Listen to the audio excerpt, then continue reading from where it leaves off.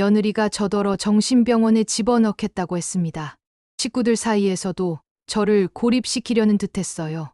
하루아침에 미친 사람 취급을 받게 될 줄은 정말 몰랐습니다. 저는 박순자라고 합니다.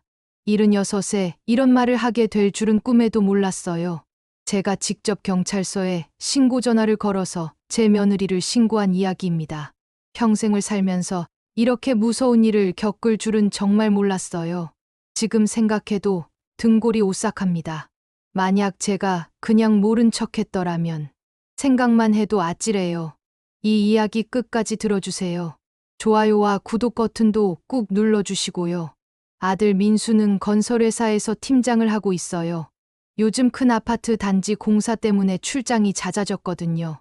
한 번 나가면 일주일은 기본이고 길면 열흘도 집을 비워요. 며느리 은정이는 대학병원에서 간호사로 일해요. 결혼한 지 벌써 8년이 되었는데 처음 만났을 때부터 참 깔끔하고 똑 부러지는 아이라고 생각했어요.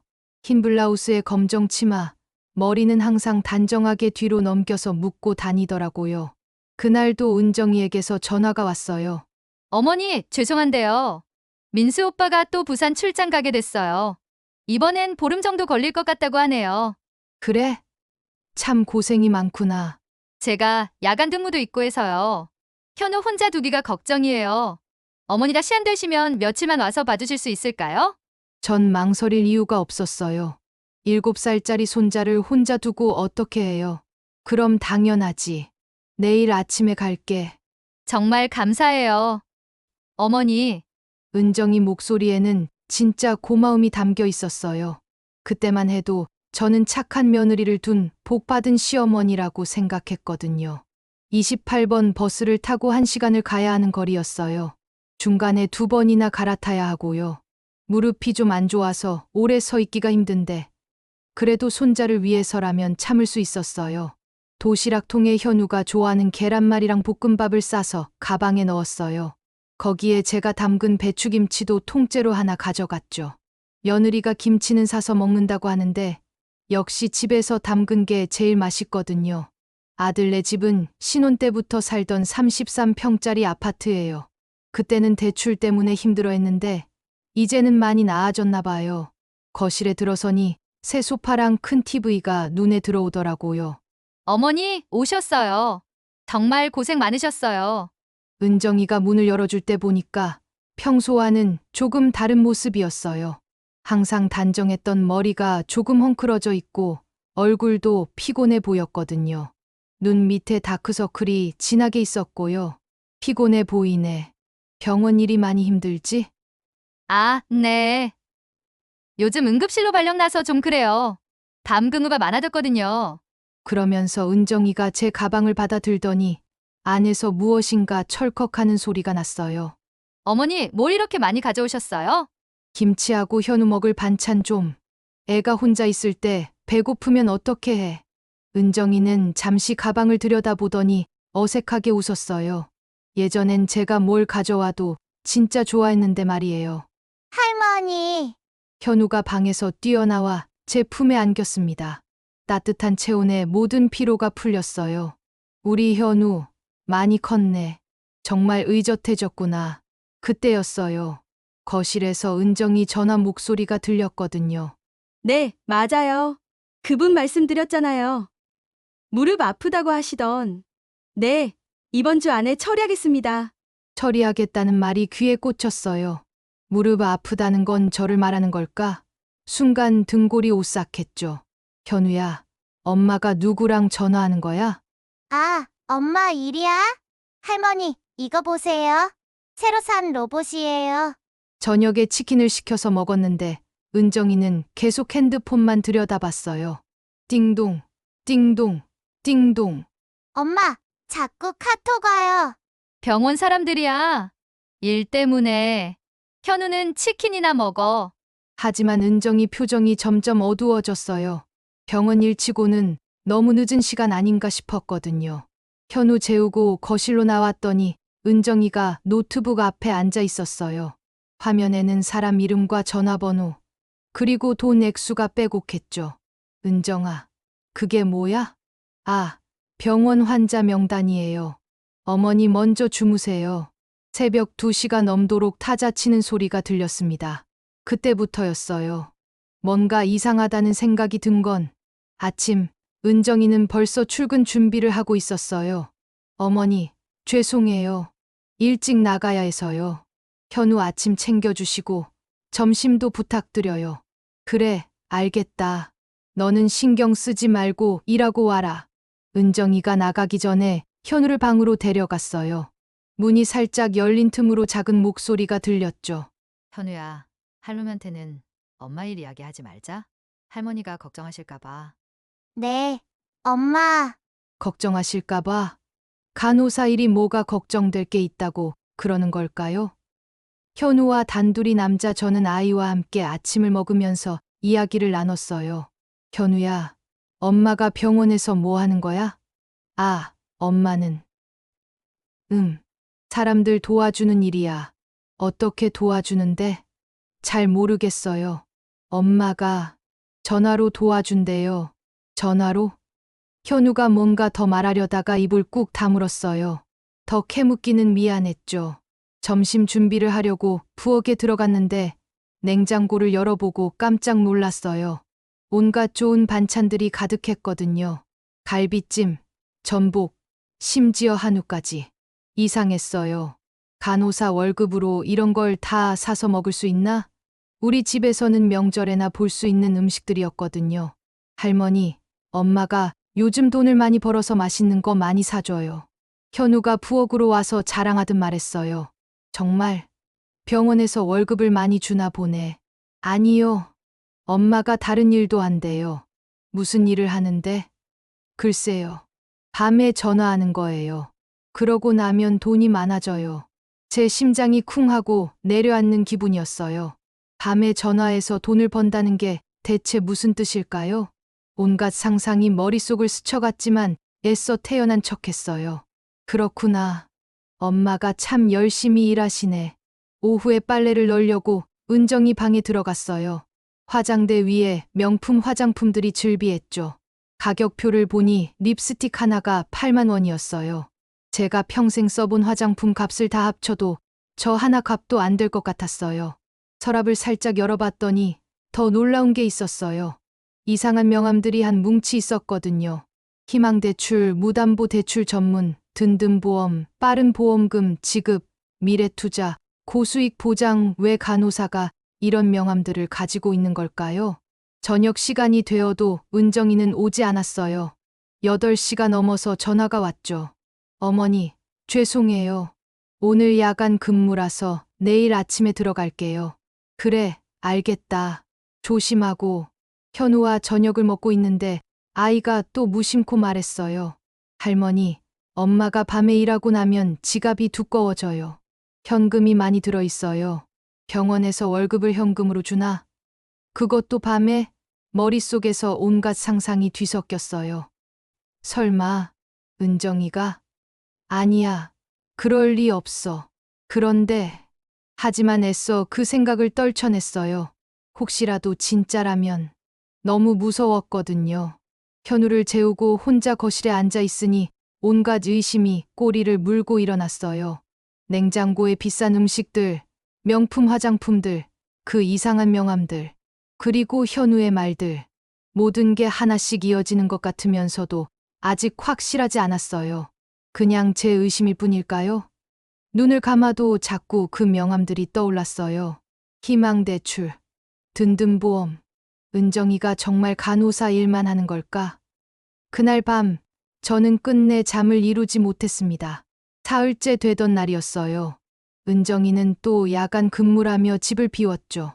현우와 저녁을 먹고 있는데 아이가 갑자기 젓가락을 마이크처럼 잡고 흉내를 내기 시작했어요. 아저씨는 무릎이 아프시대요. 박할머니는 당뇨래요. 순간 제 가슴이 철렁 내려앉았습니다. 현우야, 그게 무슨 말이야? 어디서 들은 거야? 엄마가 밤마다 전화하면서 그렇게 말하잖아요. 제가 옆에서 들었어요. 그날 밤 현우를 재우고 나서 거실 정리하고 있는데 소파 쿠션 사이로 뭔가 삐져나와 있었어요. 종이 같은 거였죠. 꺼내보니 은정이 수첩이었어요. 떨어뜨렸나 봐요.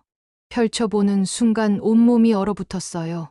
박영희 010에 5678에 1234 당뇨합병증 보험금 신청 500만 원 진행 중. 이순자 010에 9012에 3456 고혈압 의료비 대출 250만 원 완료. 여기에 가짜 진단서, 보험금 사기, 의료비 대출 모든 게 다 적혀 있었거든요. 손이 너무 떨려서 수첩을 제대로 잡을 수도 없었어요. 그때 현관문이 열리는 소리가 들렸어요. 은정이가 돌아온 거였어요. 시간을 보니 새벽 2시였죠. 저는 황급히 수첩을 소파 쿠션 사이에 밀어넣고 자는 척했어요. 은정이가 조용히 집 안으로 들어와서 거실을 지나갔어요. 그런데 뭔가 이상했어요. 옷에서 담배 냄새가 났고 평소와 다르게 화장도 진하게 하고 있었거든요. 화장실에서 물소리가 한참 들렸어요. 그러더니 부엌으로 가는 발소리가 들렸죠. 냉장고 문을 여닫는 소리, 그리고 전자레인지 돌아가는 소리.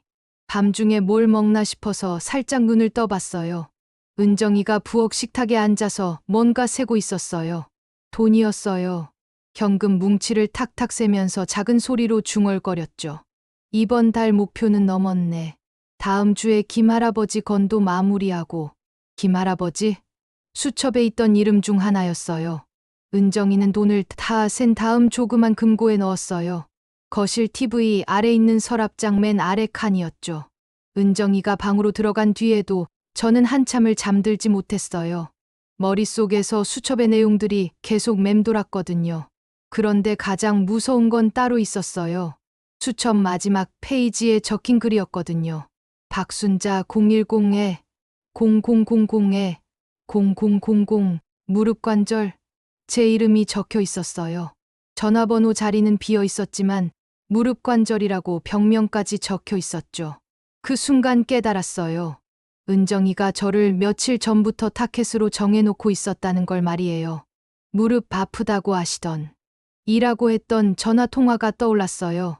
저를 가리키는 말이 맞았던 거예요. 새벽 4시가 넘어서야 잠이 들었는데 악몽만 계속 꿨어요. 은정이가 저에게 뭔가 서류에 사인하라고 강요하는 꿈이었죠. 다음 날 아침 일어나 보니 은정이는 벌써 나간 뒤였어요. 현우만 혼자 거실에서 장난감을 가지고 놀고 있었죠. 할머니, 엄마가 그러는데 할머니 무릎 아픈 거 엄마가 고쳐줄 수 있대요. 뭐라고? 엄마가 할머니 치료해 줄 거래요. 샵샵. 그날 오후 은정이가 일찍 들어왔어요. 어머니, 무릎 많이 아프시죠? 그냥 나이가 드니까 좀 그렇지. 괜찮아. 아니에요. 제가 좋은 병원 알거든요. 원장님이랑 잘 아는 사이라서요. 은정이가 팜플렛을 꺼냈어요. 희망정형외과라고 적혀 있었죠. 괜찮다. 그냥 파스나 붙이면 돼. 어머니, 인공관절 수술도 보험 처리된다는데요. 내일 같이 가요. 저는 선뜻 대답을 못했습니다. 속으로는 여전히 뭔가 수상하다고 생각했거든요. 그런데 그 순간 옆에서 현우가 제 손을 꼭 잡으며 해맑게 말했어요. 할머니, 무릎 아프면 안 돼요. 무서우니깐 제가 같이 가줄게요. 아이의 맑은 눈빛을 보니 마음이 흔들렸습니다. 그래, 내가 괜한 의심을 하고 있는 걸지도 몰라. 하는 생각이 들었어요. 결국 저는 고개를 끄덕이고 말았습니다. 다음 날 따라 나선 병원은 허름한 건물 2층에 있었어요. 원장이 나타나자 은정이와 아는 사이인 듯 대화했죠. 심하네요. 수술이 필요할 것 같은데요. 저는 그렇게 아프지 않은데요. 어머님, 지금 치료하지 않으면 나중에 힘들어질 수도 있어요. 원장이 서류를 내밀었어요. 수술 동의서, 보험 가입 신청서까지. 잠깐, 이거 집에서 생각해보고 올게요. 은정이 얼굴에서 미소가 사라졌어요. 차갑고 낯선 눈빛만 남아 있었죠. 어머니, 미루시면 좋지 않을 텐데요. 아니야, 생각 좀 해볼게. 그럼 내일까지만 기다려 드릴게요. 집으로 돌아오는 길에 은정이가 계속 설득했어요. 어머니, 공짜로 치료받을 수 있는 기회인데요. 공짜가 어디 있어? 뭔가 수상해. 어차피 무릎은 아프시잖아요. 제대로 받으시라고 그러는 건데. 그날 밤 은정이가 외출했을 때 저는 괜히 거실 서랍장을 정리하다가 그 금고를 보게 됐어요. 늘 잠겨 있는 줄 알았는데 그날따라 문이 반쯤 열려 있었습니다. 서둘러 나가느라 제대로 잠그지 않고 간 것 같았죠. 순간 망설였어요. 남의 물건을 함부로 열어보면 안 되지. 그런데 이상한 명함들과 현우의 말들이 자꾸 떠올라서 손이 저절로 금고 쪽으로 갔습니다. 조심스레 열어보니 안에는 현금 뭉치와 서류들이 가득 들어 있었어요. 여러 사람들의 이름과 액수가 적힌 명단까지. 이 정도면 경찰에 신고할 수 있을 것 같았어요. 하지만 과연 그들이 제 말을 믿어줄까요? 샵샵. 다음 날 아침 일찍 일어나서 결심했어요. 더 이상 망설일 수 없었거든요. 은정이가 출근한 뒤 현우를 유치원에 보내고 저는 경찰서로 향했어요. 파출소 경찰관은 처음엔 대수롭지 않게 들었어요. 할머니, 그냥 가족끼리 이야기해 보세요. 며느리가 그럴 리가. 아니에요. 제가 직접 봤어요. 이것 좀 들어보세요. 핸드폰 녹음 파일을 틀어주자 경찰관 표정이 달라졌어요. 이거 신고 접수하겠습니다. 잠깐만 기다려 주세요. 1시간 뒤 형사가 나타났어요. 할머니, 자세한 이야기 좀 들어볼까요? 저는 며칠간 겪은 모든 일을 털어놨어요.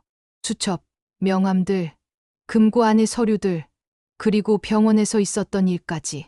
증거가 꽤 있네요. 저희가 직접 확인해 보겠습니다. 정말 도와주실 거예요? 물론입니다. 이런 일은 절대 그냥 넘어갈 수 없죠. 그날 오후 집에 돌아왔을 때 은정이는 벌써 와 있었어요. 어머니, 어디 가셨어요? 찾았잖아요. 그냥 동네 병원에 갔다 왔어. 은정이가 날카롭게 쳐다봤어요. 무슨 병원요? 무릎 때문에. 너 말대로 검사 받아봤어. 그럼 내일 우리 병원 안 가셔도 되겠네요. 그래, 안 가도 될 것 같아. 은정이 표정이 순간 어두워졌지만 금세 웃어 보였어요. 그날 저녁 은정이가 또 외출했어요. 아마 동료들과 만나러 간 것 같았죠. 하지만 저는 알고 있었어요. 내일이면 모든 게 끝날 거라는 걸 말이에요. 샵샵. 다음 날 오전 10시 초인종이 울렸습니다. 은정이가 문을 열자 경찰관들이 들어섰어요. 김은정 씨, 의료보험 사기 혐의로 체포합니다. 은정이 얼굴이 하얗게 질리더니 곧장 제 쪽을 향해 소리쳤습니다. 어머니가 신고한 거예요? 저는 떨리는 손을 모으고 고개를 끄덕였습니다. 그래, 내가 했다. 순간 은정이의 눈빛이 뒤집히더니 경찰을 향해 악을 썼습니다. 이건 다 거짓말이에요. 저 사람은 정신이 오락가락해요. 치매 증상도 있고 요즘 헛것도 본다니까요. 그런 분 말을 어떻게 믿으세요? 저를 모함하는 겁니다. 경찰관들이 잠시 서로를 바라보는 동안 제 심장이 철렁 내려앉았어요. 혹시 은정이 말에 속는 건 아닐까? 내가 지금까지 본 것들이 다 그냥 내 착각이라고 치부되는 건 아닐까? 두려움에 온몸이 떨렸습니다. 하지만 저는 눈을 똑바로 들며 말했습니다. 아니야. 내가 먼저 나를 속이려 했잖아. 내가 본 것들, 내가 들은 것들 다 여기 증거로 남아 있어. 형사들이 곧장 집안을 수색하기 시작했습니다. 거실 서랍 속 금고가 열리자 서류 뭉치와 가짜 명함들, 그리고 두툼한 현금이 쏟아져 나왔습니다. 피해자가 수십 명이네요. 액수도 상당합니다. 형사 한 명이 고개를 저으며 말했어요. 그러자 은정이는 끝까지 발뺌했어요. 저는 그냥 중간에서 연결해 준 것뿐이에요. 정말 아픈 사람들 도와준 거라고요. 어머니, 왜 이러세요? 왜 가족을 망치려고 하세요? 은정이 목소리는 떨리고 있었지만 그 눈빛은 여전히 매서웠습니다. 순간 제가 마치 거짓말쟁이가 된 것처럼 느껴질 정도로요. 하지만 증거는 명확했어요. 가짜 진단서, 허위 보험 청구, 불법 대출, 모든 게 다 드러나 버렸습니다. 현우가 유치원에서 돌아왔을 때는 이미 모든 게 끝나 있었어요. 할머니, 엄마는 어디 갔어요? 아이를 어떻게 설명해줘야 할지 막막했어요. 엄마는 경찰 아저씨들이랑 이야기하러 갔어. 언제 와요? 한동안은 못 올 것 같아. 현우는 잠시 멍하니 있다가 이내 울음을 터뜨렸습니다. 작은 어깨가 들썩이며 제 품에 파고드는 순간 제 눈에서도 눈물이 왈칵 쏟아졌어요. 그날 저는 어쩌면 제 생애 가장 무겁고도 고통스러운 진실을 손주에게 안겨주고 있었는지도 모릅니다. 은정이는 재판에서 징역 3년을 선고받았어요. 피해자들한테 배상도 해야 했고요. 민수가 급하게 출장해서 돌아왔어요. 모든 상황을 설명해줬죠. 엄마, 정말 고생 많으셨어요. 제가 있었으면. 아니야, 너도 몰랐을 거야. 은정이가 워낙 교묘했으니까. 현우는 한동안 엄마가 왜 집에 없는지 이해하지 못했어요. 매일 밤 현관문이 열리길 기다리며 엄마 언제 와? 하고 묻곤 했죠. 그러다 시간이 조금 지나자 더 이상 묻지 않더라고요. 그게 오히려 더 가슴이 아팠습니다. 어느 날 현우가 제 품에 안겨 속삭였어요. 할머니, 엄마 보고 싶어요. 순간 목이 꽉 메었지만 아무 말도 해줄 수가 없었어요. 피해자들 중에는 저처럼 나이 많은 분들이 많았어요. 모두 며느리를 믿고 속았던 거죠. 법정에서 만난 한 할머니가 제게 말했어요. 고맙습니다. 덕분에 우리 모두 구원받았어요. 저는 그냥 제가 해야 할 일을 했을 뿐이었어요. 샵샵. 지금은 손자와 함께 살고 있어요. 민수도 자주 와서 도와주고요. 현우는 처음에는 힘들어했지만 이제는 많이 밝아졌어요. 아이들은 적응이 빨라서 다행이에요. 할머니, 엄마 언제 보러 가요? 가고 싶으면 가자. 그래도 엄마니까. 은정이는 교도소에서 편지를 보내왔어요. 사과의 말들이 적혀 있었죠. 어머니, 정말 죄송합니다. 제가 너무 잘못했어요. 하지만 저는 아직 답장을 쓰지 못하고 있어요. 용서는 시간이 더 필요하니까요. 그날 밤 현우를 재우고 혼자 앉아 있으니 문득 생각이 들었어요. 만약 제가 그냥 모른 척 했다면 어떻게 되었을까요? 며느리는 계속 다른 사람들을 속였을 거고, 무엇보다 현우까지 잘못된 길에 휘말렸을지도 모릅니다. 때로는 가족이라도 잘못된 길을 막아야 한다는 걸 배웠습니다. 가장 힘들고 아픈 선택이었지만 후회하지 않아요. 내가 지켜낸 건 단지 나 자신이 아니라 우리 현우의 미래였으니까요. 그리고 그게 어른으로서, 어머니로서, 할머니로서 할 수 있는 가장 큰 사랑이라고 믿습니다.